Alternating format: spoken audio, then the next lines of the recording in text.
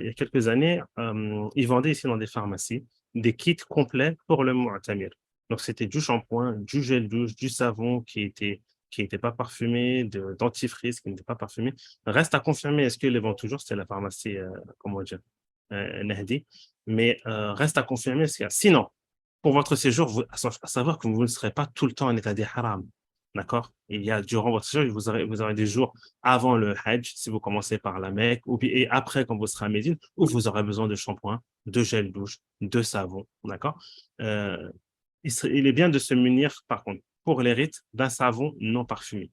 D'accord? Qu'on va utiliser pendant les rites. Car lorsqu'on est en état de sacralisation, il nous est interdit de se parfumer. D'accord? Sans entrer dans la divergence qu'il y a chez les savants. Est-ce que utiliser un savon, c'est se parfumer ou pas? Quoi qu'il arrive, nous, on conseille les hauts pèlerins de délaisser et d'acheter des savons sans odeur. Ça se vend même ici sur place, d'accord? Dans les pharmacies, vous pouvez les demander, n'importe quelle pharmacie, vous pouvez leur demander les savons non parfumés. Alors, ensuite, on a le point de la vaseline. La vaseline. Alors, ça, c'est un point hyper important pour les hommes. Euh, hyper important et ne surtout pas négligé. À savoir que lorsqu'on reste, durant le Hajj, on reste en état d'ihram le 8e jour de Hijjah, le 9, et le Mhm. 10 si on fait toute la journée. Donc, on a 3 jours. Durant ces 3 jours, l'homme va rester en état d'ihram. Durant ces 3 jours, l'homme va se déplacer. Et comme on va le voir, en état d'ihram, on ne porte rien en dessous.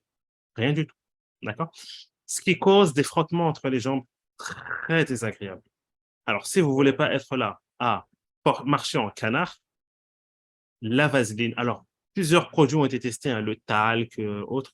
L'idéal, c'est vraiment la vaseline, le petit pot de vaseline, et on en dépose. On a le droit de l'utiliser. D'accord? On a le droit de l'utiliser, la vaseline. On en dépose entre les jambes, et là, on n'a plus cette notion de frottement, et c'est beaucoup plus à l'aise. Parce que je peux vous garantir, pour ceux qui n'ont jamais fait le Hajj, qu'au bout d'une journée, si vous n'avez pas de vaseline et que vous marchez énormément avec la transpiration, je peux vous dire que ça va être un jour, vous n'allez jamais oublier cela. Crème solaire, coupe-ongles, rasoir, lame tondeuse, tout ça, vous en avez peut-être besoin par la suite pour vous désacraliser, ciseaux.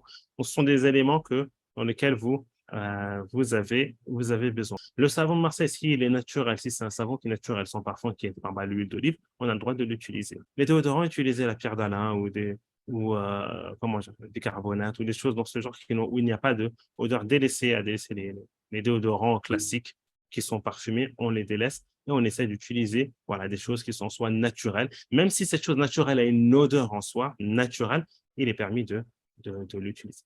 Tous ces éléments-là sont disponibles sur place. On est dans un pays qui a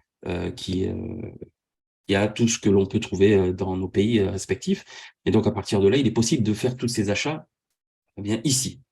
L'idée, là, c'est seulement d'avoir ça en tête et peut-être il y a des produits que vous êtes habitués à utiliser et qui ne sont pas disponibles ici. Eh bien, c'est la possibilité pour vous de rester dans votre confort, le fait de prendre avec vous ces éléments-là. Mais oui, si vous ne trouvez pas, par exemple, si vous ne voulez pas prendre de la vaseline avec vous dans vos bagages, ici, elle se vend.